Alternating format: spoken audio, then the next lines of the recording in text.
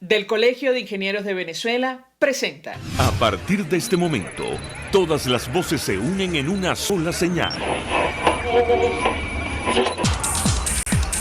RCR presenta Conexión 750 con María Alejandra Trujillo.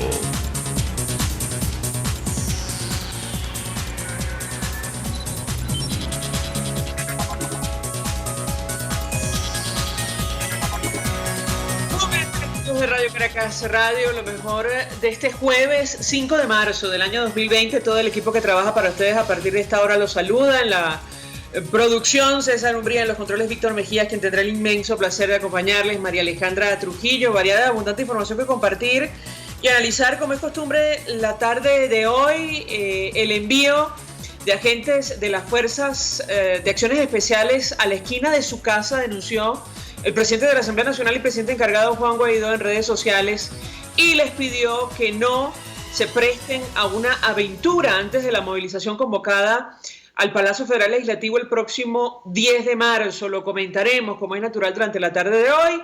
Ayer el presidente de la Constituyente Comunal lo acusó de hacer un montaje durante el magnicidio frustrado en la ciudad de Barquisimeto, donde participaron grupos armados vinculados al oficialismo, y señaló a su jefe de prensa de promover fake news o noticias falsas. Bueno, hoy el Sindicato Nacional de Trabajadores de la Prensa y el Colegio Nacional de Periodistas expresaron su solidaridad hacia el periodista Eduardo Rodríguez, director de comunicaciones del Parlamento, y rechazaron la práctica que pretende afectar el libre ejercicio de todos los comunicadores. Varios datos. El presidente de los Estados Unidos, Donald Trump, pidió al Congreso de su país extender la declaratoria de emergencia sobre Venezuela.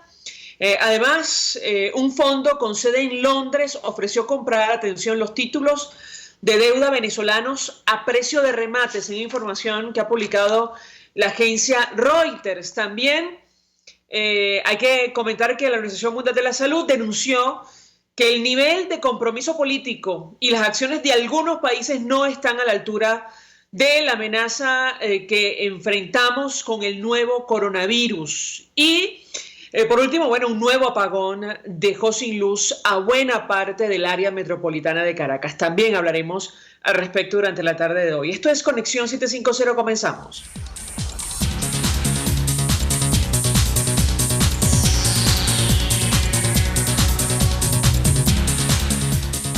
¿Qué está pasando en este país?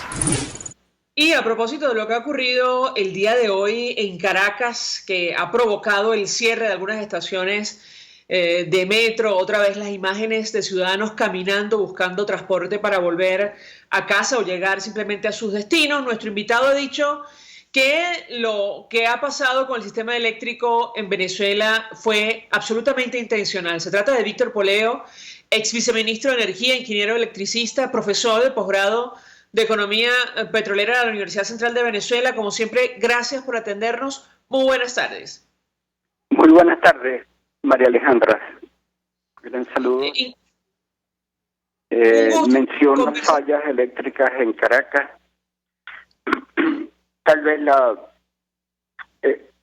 disminución de generación en hidroelectricidad en el Caroní, la poca disponibilidad de termoeléctricas está obligando por fuerza a que la demanda, que es pequeña, que es declinante, no pueda ser servida. Es una situación incomprensible e inexplicable. A menos demanda hay fallas. Estamos, María Alejandra, cerca de un año, hace el 7 de marzo, cuando ocurrió los incendios bajo la línea Guri-Malena. Malena está ubicado en la confluencia del río Caura con el Orinoco.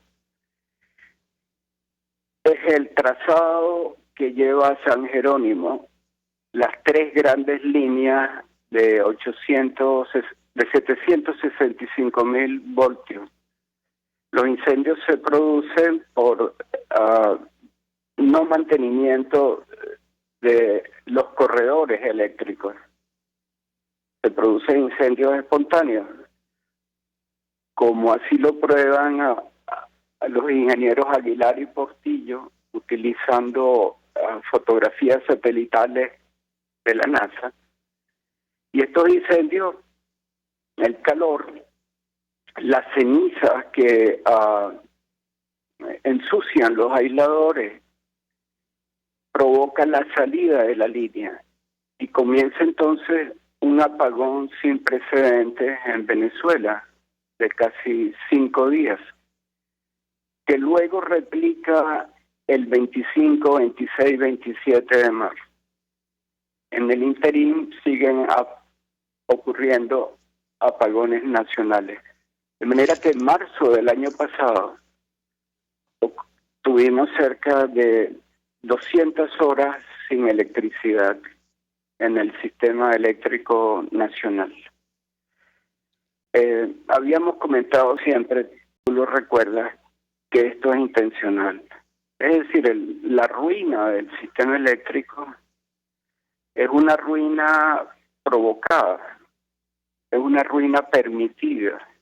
De lo contrario, en 15 años hubiera sido posible, más que remediar, rearmar el sistema eléctrico. Se hicieron gastos, gigantescos gastos en compras de termoeléctricas, planticas aquí y allá. Están los Berwick, Villalobos, Ramírez, etcétera. O sea, la crisis eléctrica sirvió para predar dinero de la renta, que estaba alta entre 2004 y 2015. Fueron casi 10 años de alta renta. Y fue una coartada. El sistema no está mejor que como estaba a comienzos del siglo actual. Esto obliga a concluir que es intencional. Y es intencional porque carencias eléctricas inciden en la desmovilización de la población, inciden en el malestar, inciden en la pérdida de todos los logros habidos en el siglo XX, tanto en la economía como en la sociedad. No puede haber otra explicación sino intencionalidad. Ahora, ingeniero, dos inquietudes a la luz de lo que usted comparte con nosotros. La primera, bueno, ¿qué intención puede haber? Lo hemos hablado en otras oportunidades, pero quisiera reiterarlo tomando en consideración lo que ha ocurrido el día de hoy, sobre todo en Caracas. Eso en primer lugar. Y en segundo lugar, decía el ingeniero Aguilar en su cuenta en Twitter que hoy, 5 de marzo, bajo seria amenaza de apagón nacional por mala praxis, esto lo escribía más temprano, del régimen en la operación del sector eléctrico venezolano, de ocurrir, no salgan a mentirle a la nación. ¿Qué puede decirnos sobre estos dos temas? Comparto con José Aguilar su apreciación del sistema. Está en una situación tan frágil, está en una situación tan vulnerable, que cualquier carencia de hidroelectricidad que venga del Caroní, sea por fallas mecánicas, mantenimiento, o por bajo volumen de agua a turbinar, pone en jaque el sistema nacional. Muy de acuerdo con José en esta casi predicción.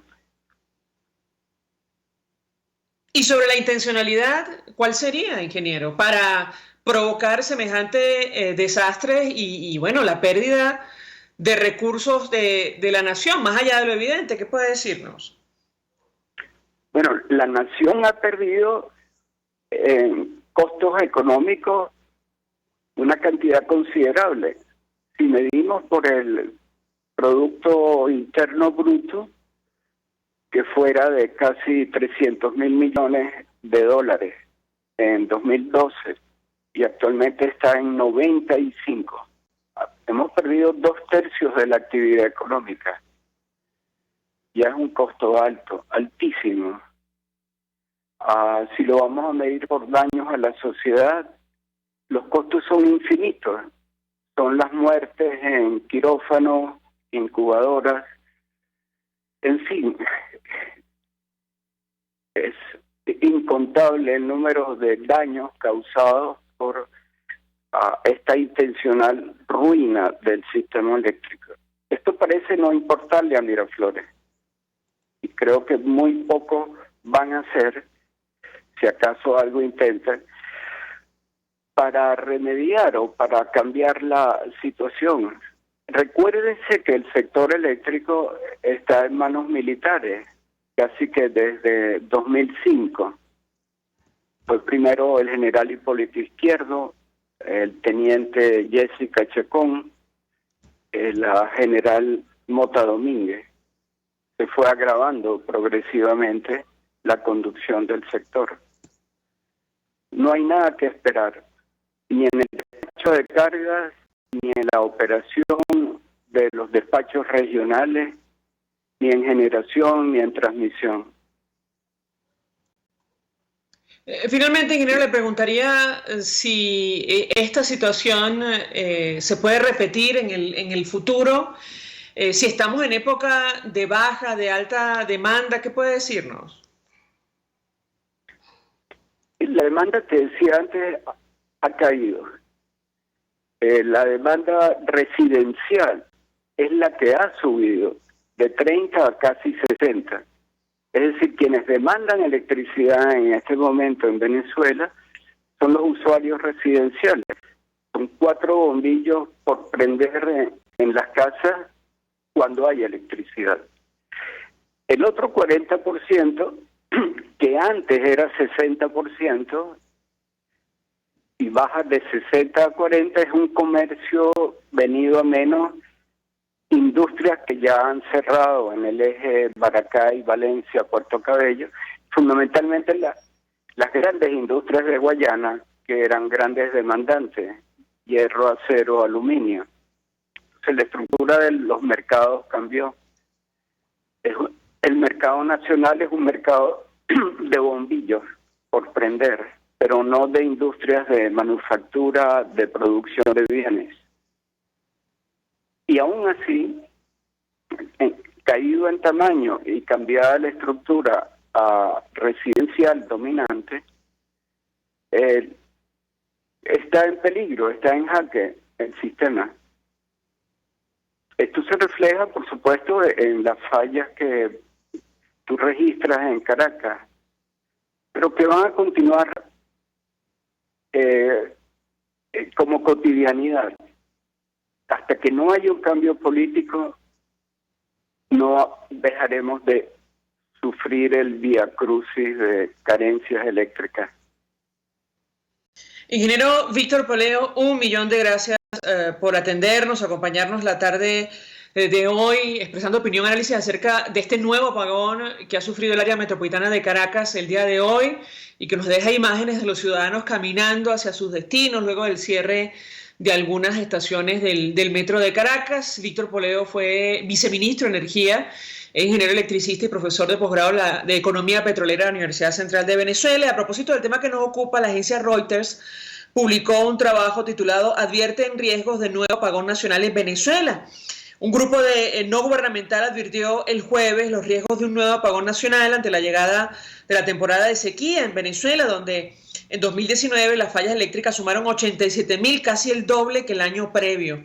La nación de la OPEP sufrió en 2019 al menos 6 grandes apagones nacionales en fallas atribuidas por el gobierno de Nicolás Maduro a sabotajes y ataques de la oposición, mientras que expertos señalan que los cortes son consecuencia de años de desinversiones en la infraestructura y los equipos. Siempre mencionamos el informe de Michelle Bachelet, que invitamos a leer, alta comisionada de Derechos Humanos de Naciones Unidas, sobre Venezuela. En el capítulo 2, dedicado a los derechos económicos y sociales, ella lo dejó absolutamente claro. Justo elaborado el informe el año del apagón, es decir, el año pasado, el desvío de recursos, la corrupción y la falta de mantenimiento de la infraestructura pública, así como la subinversión, han tenido como resultado violaciones al derecho a un nivel adecuado de vida, entre otros, debido al deterioro de servicios básicos como el transporte público, el acceso a electricidad, agua y gas natural. Ella lo dejó absolutamente claro. Siempre agregamos también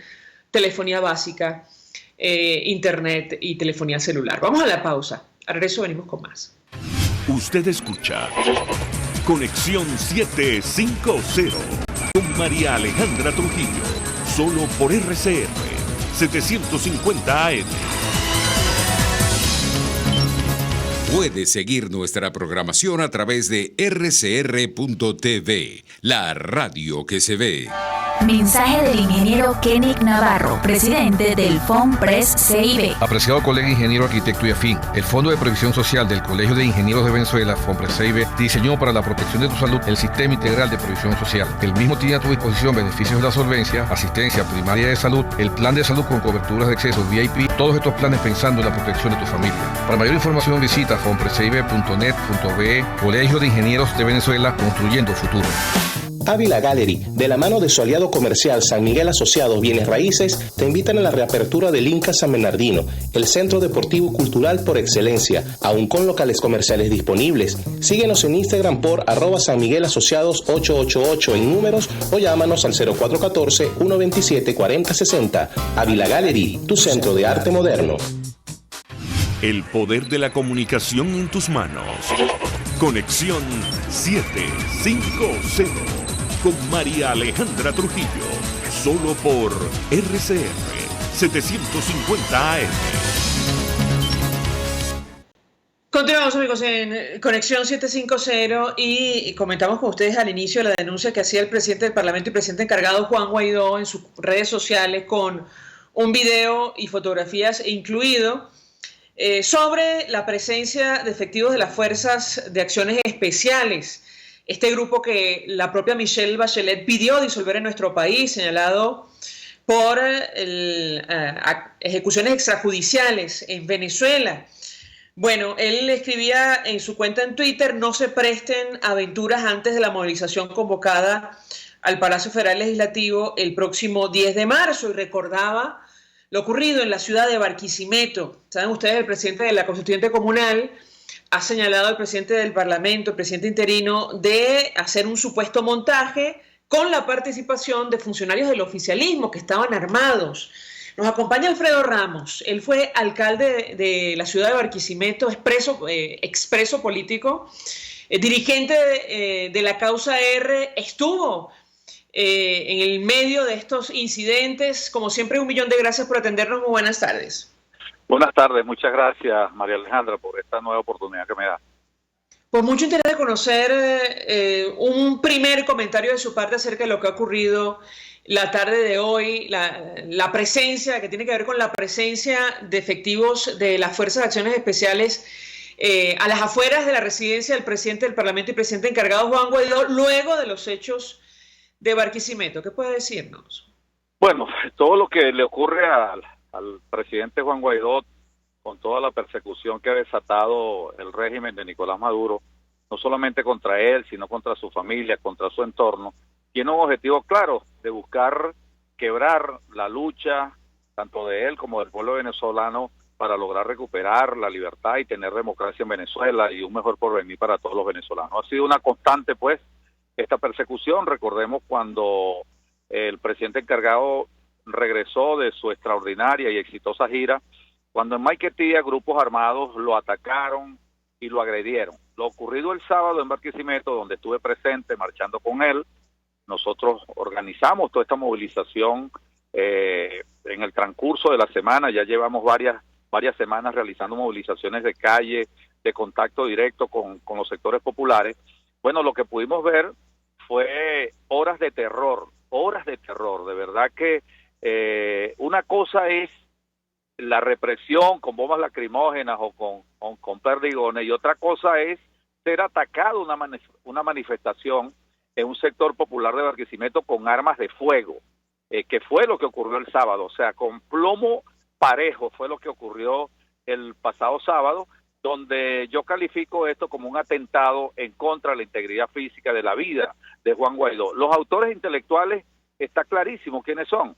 Es Nicolás Maduro y Diosdado Cabello, que cada vez en cadena nacional, o el programa Basura que tiene Diosdado Cabello lo que denominan el mazo dando, siempre han instigado a su gente, a los grupos paramilitares que actúan impunemente para agredir cualquier acto público donde esté presente Juan Guaidó. Y lo que ocurrió el sábado fue evidente. Hay registros fotográficos, hay videos, y como eso se les revirtió a ellos creían que eso no iba a ser registrado.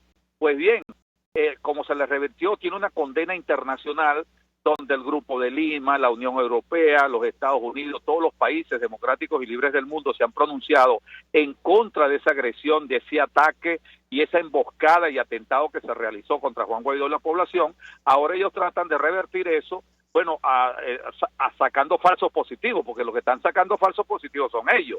Presentar ahora a un pistolero y decir que fuimos nosotros, o fue Juan Guaidó, el presidente encargado, que los contrató para apuntarlo y para dispararle a la gente, imagínense ustedes, pues, o sea, ahí se nota claras luces que lo que pretenden es montar expedientes en contra de la dirigencia política. Yo quiero aprovechar esta oportunidad para denunciar ya que me ha llegado información de que pretenden montar un expediente en mi contra, de decir que yo fui pues el que organicé toda esa agresión que ellos realizaron el sábado 29 de febrero. Pero nosotros sabemos que todo este montaje, toda esta agresión, toda esta represión, persecución que realiza el régimen criminal de Nicolás Maduro tiene un objetivo, que es amedrentar a la gente, generar terror, temor, paralizar las movilizaciones de calle. Yo quiero reafirmar nuestro compromiso que nosotros vamos a continuar en la calle.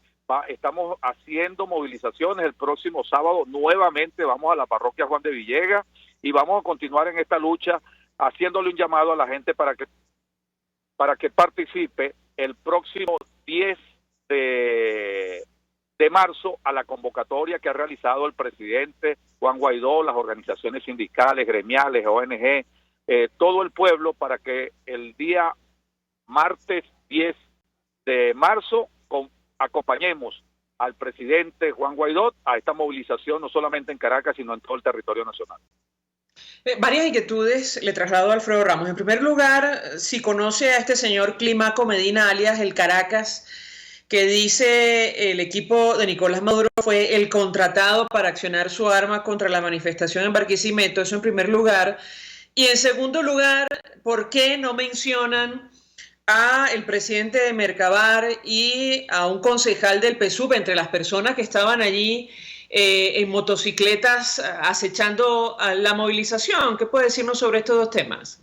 Bueno, primero que nosotros, yo desconozco quién es ese señor, indudablemente que es un pistolero, es del grupo paramilitar armado que actúa en Barquisimeto del Estado Lara, que es dirigido en este caso por la gobernadora del estado, Carmen Meléndez, y por el alcalde del municipio de Ibarren, Luis Jonás Reyes. Luis Jonás Reyes, el actual alcalde, es conocido aquí en Barquisimeto como el jefe de los colectivos armados. Es el responsable de todo lo que ocurrió aquí en Barquisimeto en el 2017, cuando fueron asesinados jóvenes que solamente luchaban para buscar un mejor porvenir y tener futuro en Venezuela y que haya libertad y democracia. Y ahí están las evidencias. Nada más y nada menos el presidente Mercabar, que es una de las manos derechas de la gobernadora y del alcalde. Aquí actuaron juntos los dos grupos.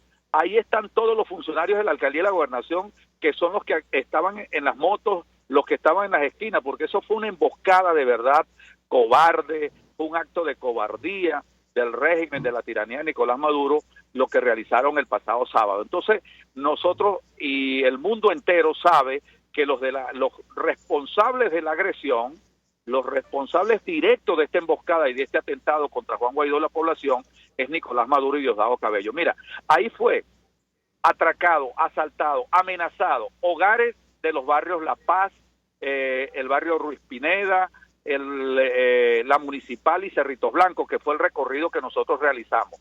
Fueron amenazados, fueron atracados bodegas, mercados, fueron heridos. El que fue herido es un muchacho de 16 años de la misma zona, ni siquiera estaba en la manifestación, lo que estaba era en una esquina viendo. Y nosotros regresamos después a visitar la comunidad y lo que hay es una indignación de esas comunidades. Y algunos de los que todavía creen en el régimen dice eso fue una acción criminal en contra de una población totalmente desarmada. Nosotros vamos a continuar, pues, como digo, en esta lucha para lograr recuperar, pues, la libertad, la democracia, para tener un país libre, un país democrático, y vamos a continuar con el apoyo al presidente Juan Guaidó. Quiero solidarizarme, quiero de verdad manifestar en este programa, y gracias por darme esta oportunidad, de darle mi respaldo y mi respeto y consideración a Juan Guaidó. De verdad, es un hombre de coraje, un hombre que hizo el recorrido con tranquilidad, con mucha firmeza, pendiente de la gente, llegó hasta el final del recorrido y demostró de verdad una valentía enorme, como lo hizo ahorita en horas de la tarde, cuando fueron grupos del FAE a su vivienda para amedrentarlo. E insisto, lo que pretende la dictadura con la represión, la persecución de él y su familia es quebrarlo, pero no lo han logrado. Y ratifico lo que dije en horas de la mañana en otro programa. Maduro y Cabello no quieren preso a Guaidó, lo quieren muerto, porque saben que muy pronto Juan Guaidó y todo el país entero vamos a lograr, y yo estoy seguro que este es el año de la libertad. Aquí va a haber un desenlace a favor de Venezuela, a favor del pueblo de Venezuela, y estoy seguro que lo vamos a lograr con Juan Guaidó a la cabeza y a la conducción de este proceso. Ahora, yo le pregunto a Alfredo Ramos porque entendemos que existe preocupación sobre esta escalada de violencia. ¿Qué puede ocurrir si, accionan contra Juan Guaidó? Él decía, no se presten para una aventura de esa naturaleza. ¿Qué opina usted? Lo escuchamos. Bueno, yo creo que él está de verdad haciendo todo lo posible.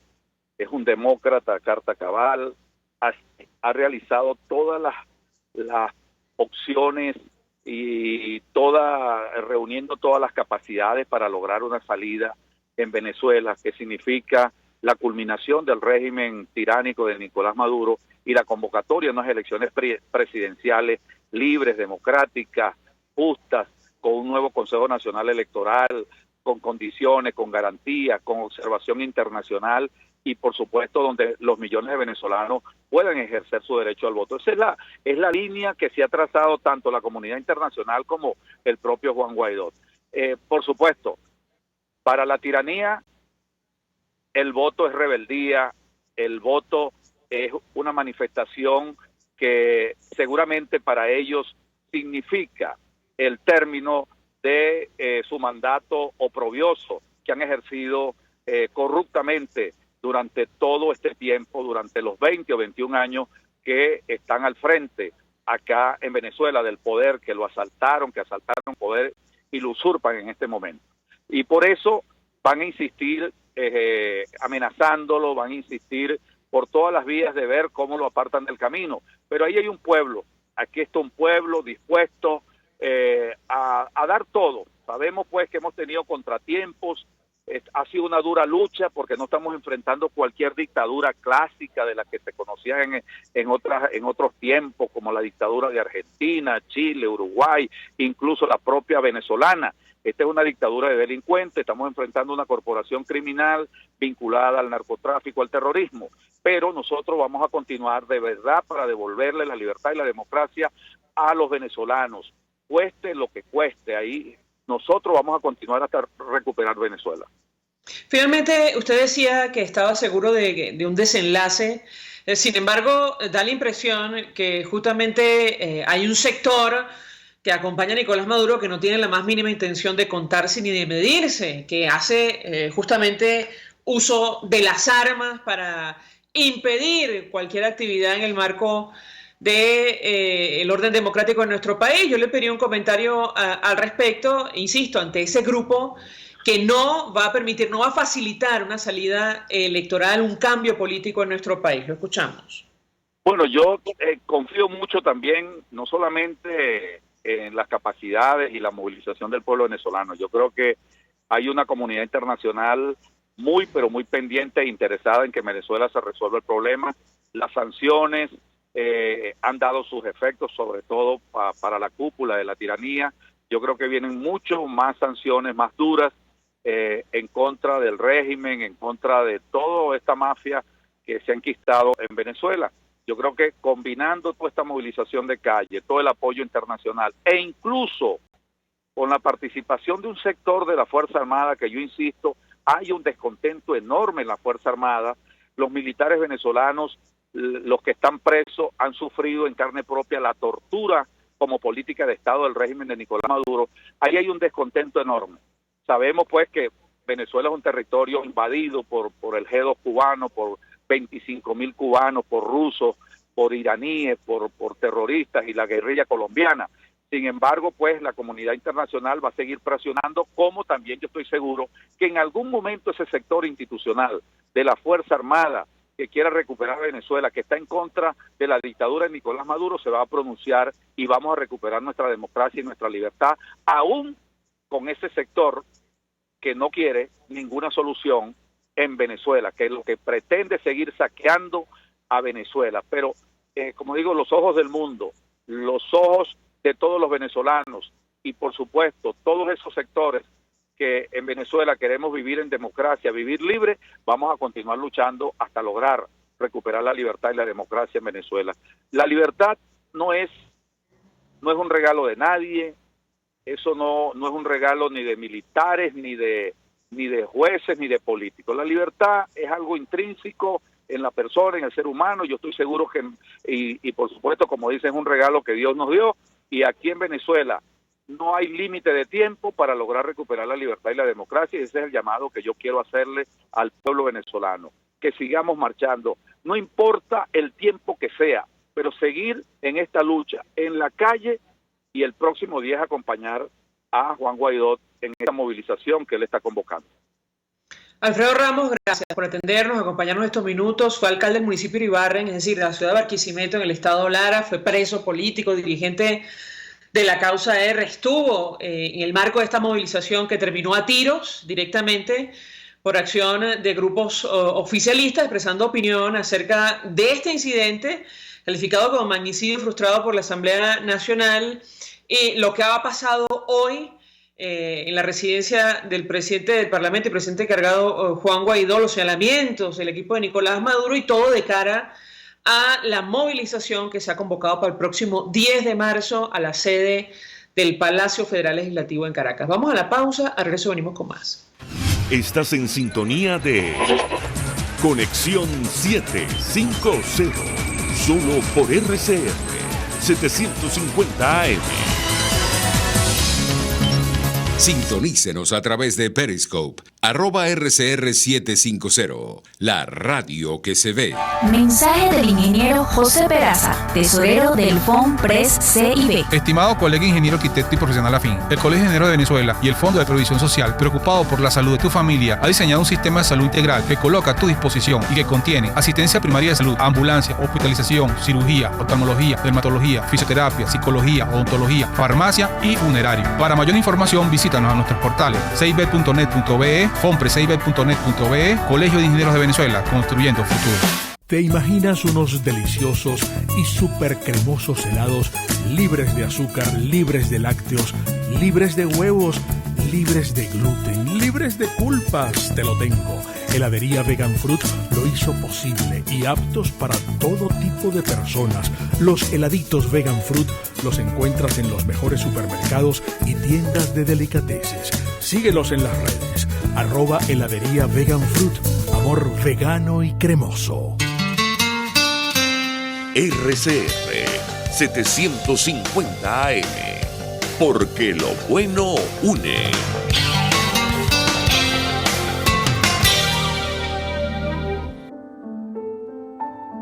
La Academia de Ciencias Físicas, Matemáticas y Naturales presenta El progreso tiene su ciencia. Hoy presentamos Olga Gasparini, la primera socióloga latinoamericana. La ciencia en Venezuela tuvo poco reconocimiento como actividad ligada al desarrollo nacional, hasta que a mediados del siglo pasado, Olga Gasparini, la primera socióloga de la ciencia en Latinoamérica, publicó sus estudios pioneros sobre la actividad científica en nuestro país.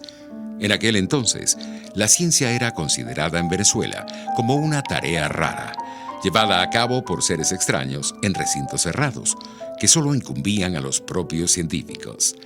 Era considerada como un asunto más bien de países desarrollados. En semejante contexto, Olga Gasparini, una joven socióloga caraqueña que apenas pisaba los 30 años, publicaba en 1969 un libro que retrataba por primera vez a Venezuela desde el punto de vista de sus capacidades científicas. Este texto contenía cifras sobre la actividad científica del país que no aparecían, ni por asomo, en las estadísticas nacionales, convirtiéndose en el primer texto de sociología de la ciencia con un diagnóstico de la actividad científica del país.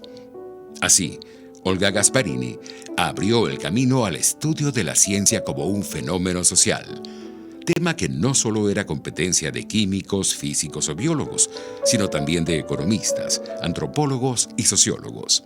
Posteriormente, Olga Gasparini siguió estudiando el papel del desarrollo científico en nuestro país, y aunque murió prematuramente, antes de alcanzar sus 40 años, le alcanzó el tiempo para dejar bien sembrado un campo de análisis que hoy en día resulta imprescindible para descifrar las condiciones sociales en las que se producen los avances científicos.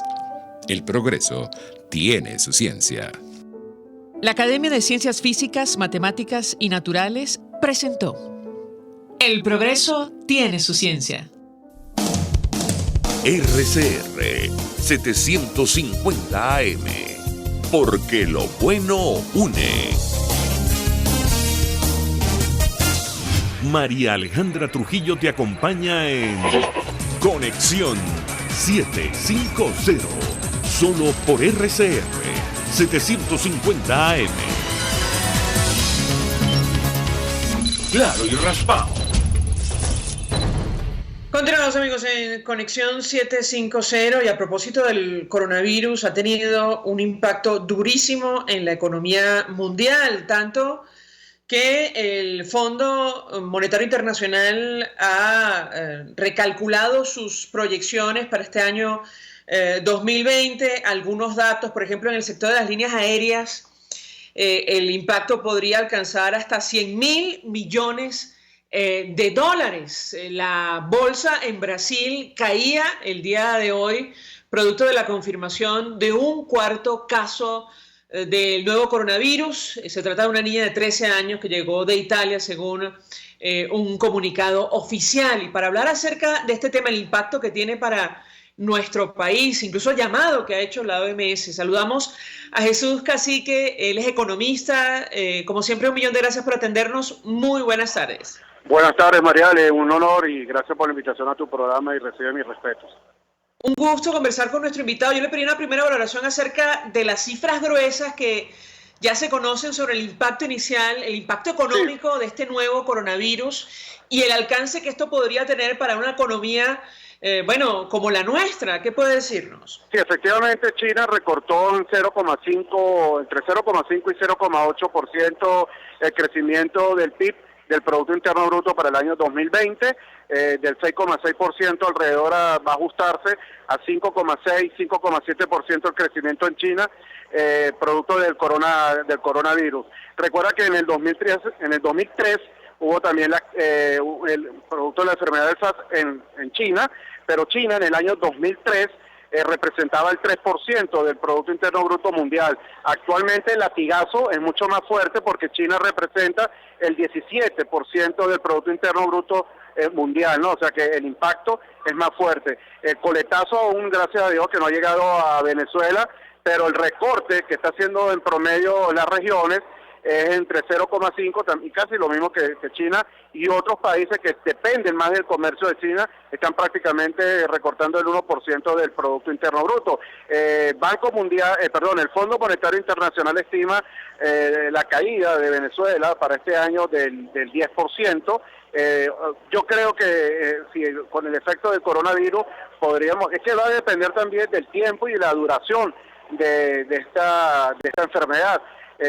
Podría estar afectando 0,5 o un punto del PIB, pero es que no se sabe, primero que no ha llegado a Venezuela y segundo, la duración del coronavirus a nivel mundial, ¿no? Las bolsas cayeron, hubo una fuerte caída en el mercado de capitales, ajustaron a la baja por el efecto del coronavirus, y la gran interrogante de los científicos es el tiempo y la duración del mismo impacto que va a tener en el crecimiento mundial y en la economía mundial. Ahora, en el caso concreto de nuestro país, una nación monoproductora, siempre solíamos mirar con atención el mercado de crudo internacional, uno de los más afectados, por cierto, producto de esta situación. Yo le pediría un comentario al respecto, a pesar de que Venezuela está en las condiciones que está y su producción, producto de las medidas de Estados Unidos, en general lo que está ocurriendo con la industria en nuestro país. ¿Qué puede decir? Sí, bueno, exactamente. La OPEP está estudiando un recorte petrolero. Todavía Rusia no se ha pronunciado al respecto. Muy ortodoxo Rusia con el pronunciamiento de recortar la producción petrolera, pero Venezuela, ¿qué va a recortar, Mariales, si lo que estamos produciendo son 773,000 barriles? O sea, Venezuela no tiene margen para recortar la producción de 3.126.000 que producíamos en el año 1998. Lo que tenemos es una producción alicaída de 776,000 barriles, y esa es la fuente secundaria, porque la fuente primaria indica que son 883,000. O sea, la diferencia son los condensados y el crudo pesado, ¿no? Pero estamos en unos niveles muy críticos que no nos podemos dar el lujo de recortar la producción, y menos estos niveles del precio del barril de petróleo. El WTI está en niveles de $48, $49, y el punto de equilibrio en el presupuesto de la nación, el déficit, que está en un déficit importante, un déficit muy alto, el de Venezuela, que es 18 puntos del Producto Interno Bruto, tendríamos que experimentar unos precios del barril de petróleo de $180, $210 para el break-even y para enjugar el déficit fiscal. Entonces, no nos ayuda a nosotros de nada un precio de $48 o $50, y menos todavía recortar la producción petrolera, que ya de facto ha venido en caída libre la producción petrolera desde el año 2013. Bueno, yo le pregunto porque da la impresión que en época de crisis siempre están aquellos que quieren sacar el mejor partido. Un fondo en Londres publicaba hoy, Reuters estaría ofreciendo comprar los títulos de deuda venezolanos a precio de remate, muy por debajo de su valor. Yo le pediría un comentario de su parte en torno a este tema. Sí, bueno, eso es totalmente inviable por las sanciones que tiene Venezuela. Yo creo que eso es una noticia que yo no, en lo particular, creo que no se va a concretar, y en tal caso unos precios de descuento irrisorios, obviamente que esto estaría acarreando tú o dejaría de percibir una cantidad de divisas bien importante. El caso cierto es que Venezuela, que está sancionado por los Estados Unidos, tienes en default 19,000 millones de dólares en default, 9,000 millones que tiene que cancelar este año el servicio de la deuda Venezuela. Los mercados para Venezuela están totalmente cerrados, que incluso hay un comunicado de los Estados Unidos que aquel país que se preste a darle oxígeno al gobierno, a la administración actual, está sujeto a que sea también sancionado. Entonces, obviamente que hay un temor en los mercados internacionales de apoyar al gobierno del presidente Maduro. Y claro, el documento que publicó la agencia Reuters habla de un pago de 10,5% del valor de los títulos emitidos por la República, prácticamente nada, y 6,5% por los bonos de PDVSA a tenedores que desde el año 2017 no logran cobrar al equipo de Maduro. Dice nuestro invitado que, bueno, una operación de esta naturaleza sería inviable o imposible, ¿correcto?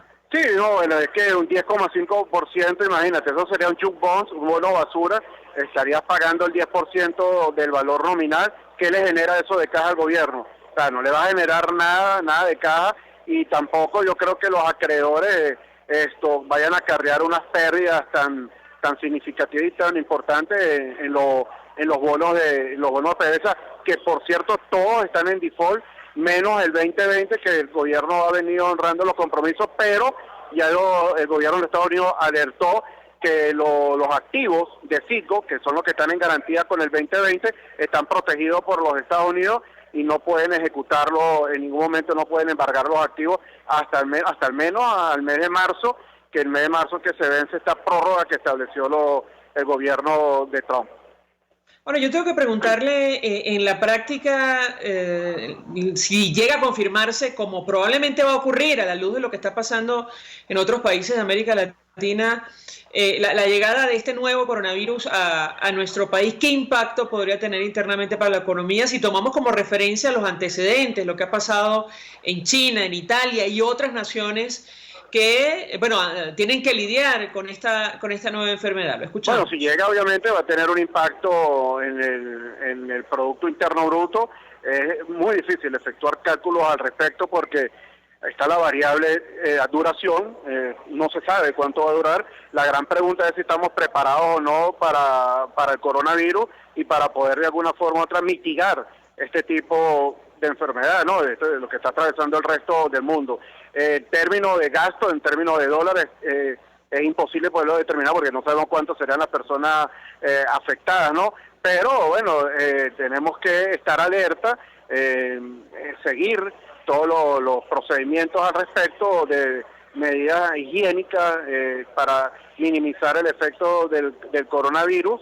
De hecho, hay estudios del Fondo Monetario Internacional que abarca Venezuela, ¿no? Que podría bajar la región, podría estar disminuyendo entre 0,8 y 1,2%, pero eso es la región en términos macro, en términos globales, ¿no? Pero no especifica país por país, porque el impacto obviamente será totalmente diferente dependiendo de cómo esté preparado cada país para este tipo de enfermedad que está atravesando el resto del mundo.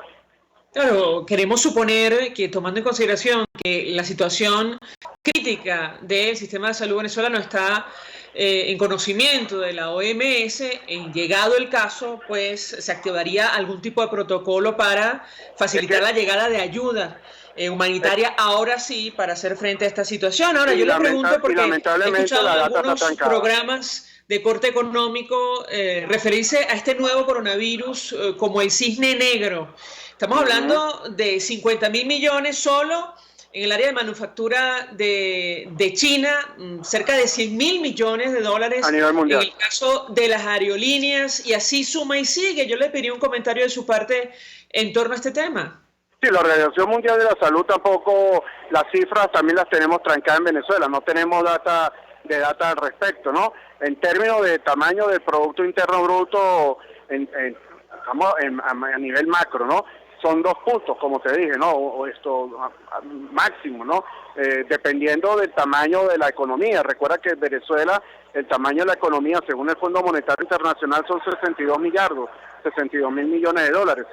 Si hablamos de que va a tener un impacto del 2%, oye, es un monto significativo, pero no tenemos cifras a la mano de la Organización Mundial de la Salud y de los organismos internos en Venezuela para poder determinar cuál sería el impacto monetario, pero obviamente que va a impactar a todos nosotros los venezolanos y en el crecimiento económico del país, que va a ser el 7º año que Venezuela no crece. Venezuela tiene una contracción económica en 7 años del 73,4% del producto, o sea, un 73,4%, tomando en consideración el 10% del Fondo Monetario Internacional, que no considera el Fondo Monetario en el 10% el coronavirus, o sea que esa cifra tendrían que ajustarla, puede ser a un 11, a un 11,5%, dependiendo de la magnitud del coronavirus en Venezuela.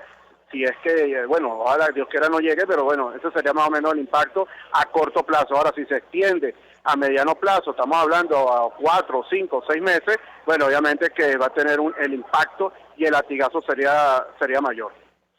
Finalmente, es difícil pronosticar el colapso de una economía, incluso de un país como el nuestro, con las reservas más grandes de petróleo del mundo, pero tomando en consideración lo que hemos hablado y el dato que ofrecía el responsable de aduanas de Vargas, de la Cámara de Industriales y Aduaneros de Vargas, advirtiendo que 98%, que han caído 98% de las importaciones a través del puerto de La Guaira, ¿qué podemos esperar en el corto y en el mediano plazo? Sí, bueno, las importaciones han disminuido en Venezuela significativamente.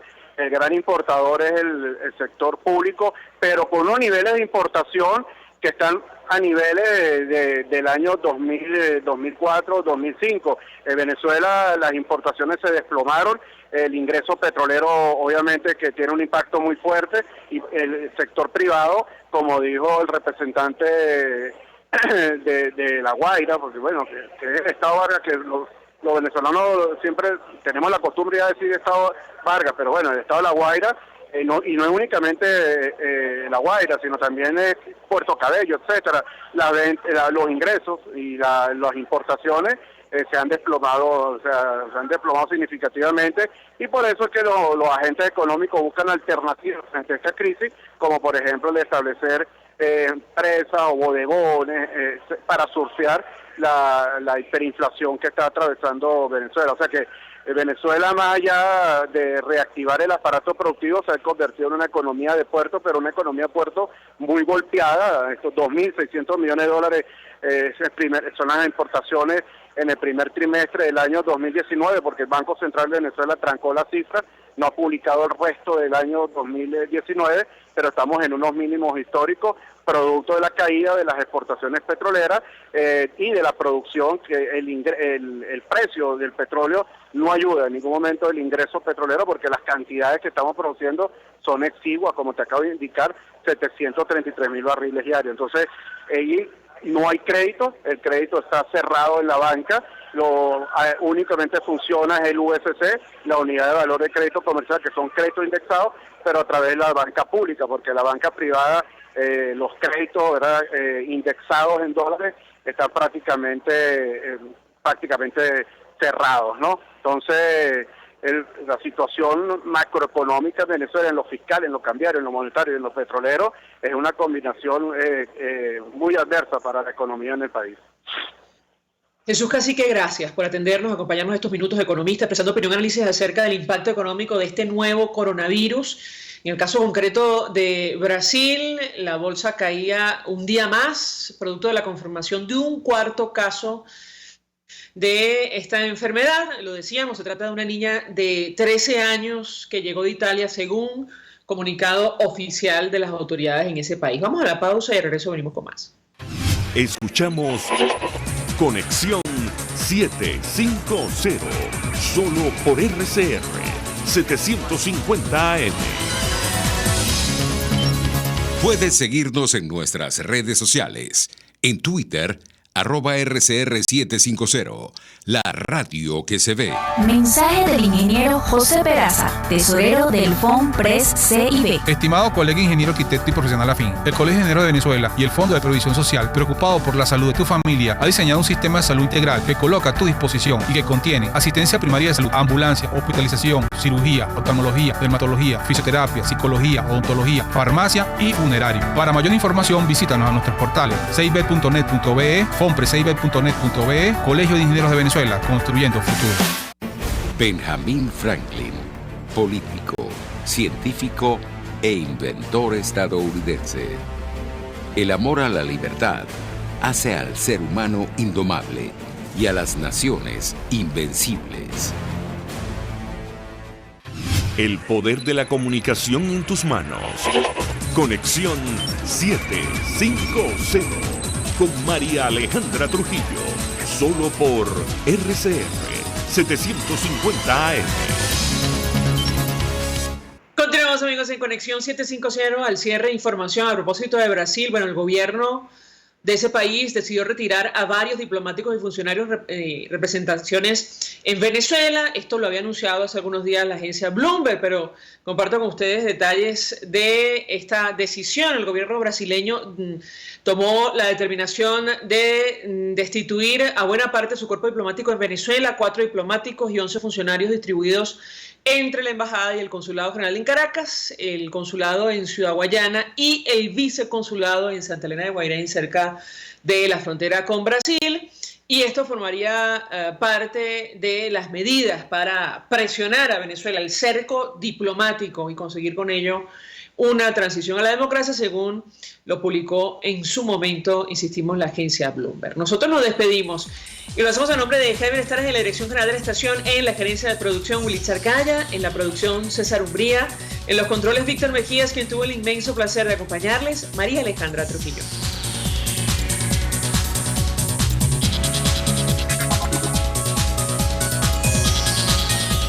El Fondo de Previsión Social del Colegio de Ingenieros de Venezuela presentó. RCR presentó Conexión 750 con María Alejandra Trujillo, solo por RCR 750 AM.